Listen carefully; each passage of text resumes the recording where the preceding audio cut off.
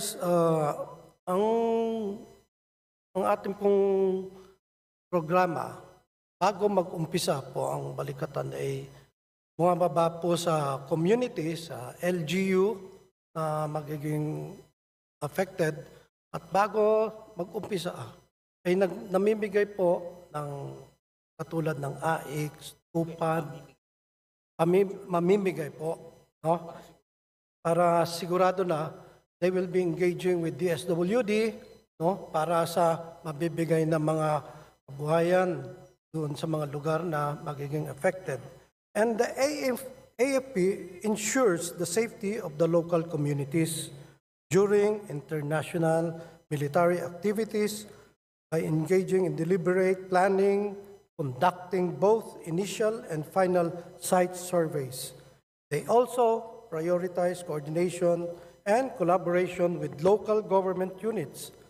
Additionally, the AFP carries out humanitarian civic assistance activities, which includes community health engagement, engineering civic action programs, civil military engagements, and civil affairs team activities.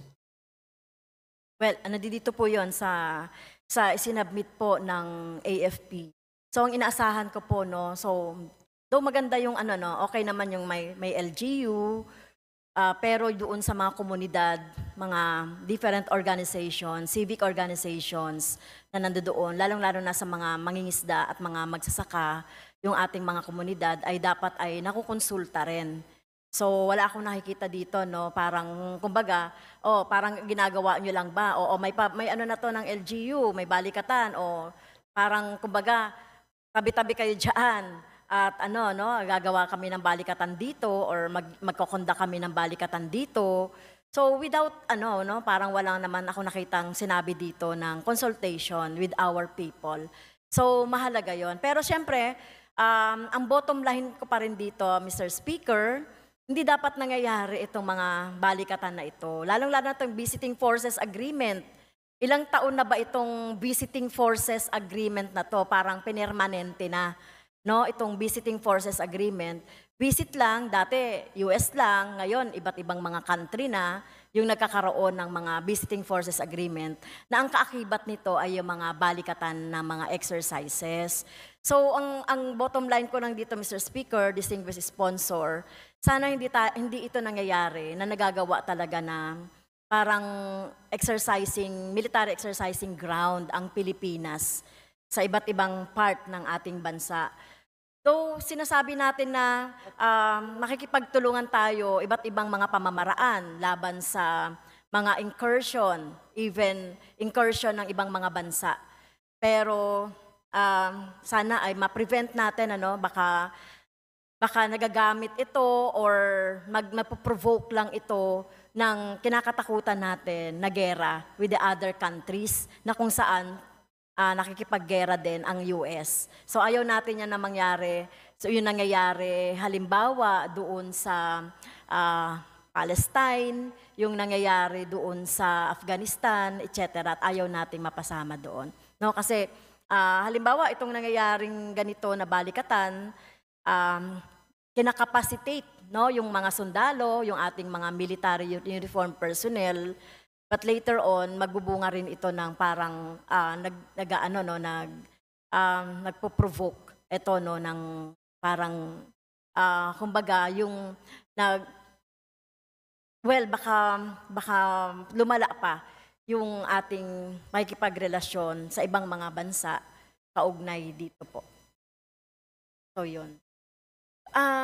Sa pakikipag-usap ko, Mr. Speaker, distinguished sponsor, sa DFA, kasi tinanong ko si Secretary Teodoro kung ano pa ba yung mga plano sa 2025 na mga balikatan exercises at kung meron pang madadagdag na mga EDCA sites. Ang sabi po ni Secretary, if I remember it right, ang DFA daw yung nakakaalam. So, well, ako po ay nakipagpulong sa DFA, now no less than the Secretary of DFA Manalo, Secretary Manalo, and Sabi nila hindi, wala daw ganon. Hindi daw sila yung nakakaalam nitong mga balikatan exercises or kung may additional EDCA sites in the near future or in next year. Yung balikatan po ay iisa lamang as of now. And yung EDCA sites, wala pong as is lang. No? I think it's 9 EDCA sites. No? Wala pong nadadagdag as of now. How about next year? This year? Next year. Next year, as of now po, wala pa pong for next year. Wala. Kasi hindi pa po natatapos yung iba eh. So as of now, wala pa po. Yung palang 9 EDCA sites. Hindi, anong natatapos po? Hindi po natatapos ang EDCA. Kasi yung EDCA po, ginagawa po yung parang military camp ng US sa ating mga kampo. At yan po ay nakadistribute 9 areas po. At palagay ko hindi yan matatapos soon. No? O patatanggal natin ang US dyan sa mga kampo ng mga military. No? So nililinaw nyo ba by next year? O as of now, wala pang plano na magdagdag ng EDCA site? Wala pa po. Wala pa po. How about the balikatan exercises sa ibang mga bansa? Kasi isa lang- may binanggit po, Mr. Speaker, ang ating butihing secretary, meron tayong pinaplano with Canada, with Australia, o naganap na yan, or with Southeast Asian countries, diba, na mga balikatan exercises, or anumang mga related na military exercises.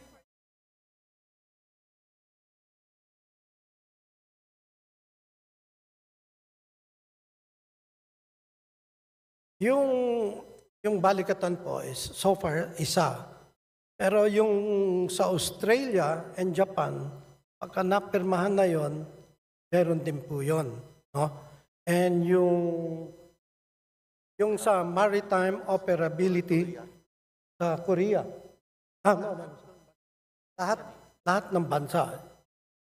High seas dun sa may freedom of navigation, no, sa high seas.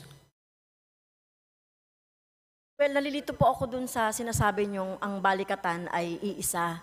Kasi pag sinabi nating mga balikatan ay this includes na yung iba't iba pong mga military exercises po.